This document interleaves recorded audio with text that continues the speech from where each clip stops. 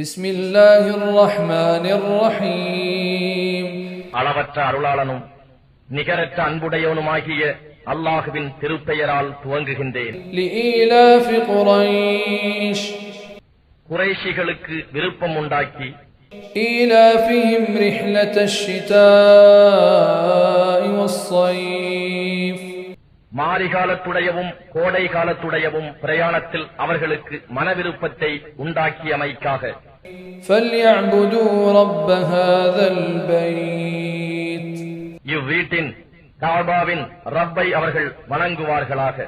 அல்லதி அத்அமஹும் மின் ஜூஇன் வ ஆமனஹும் மின் கௌஃப், அவனே அவர்களுக்கு பசிக்கு உணவளித்தான், மேலும் அவர்களுக்கு அச்சத்திலிருந்தும் அபயமளித்தான்.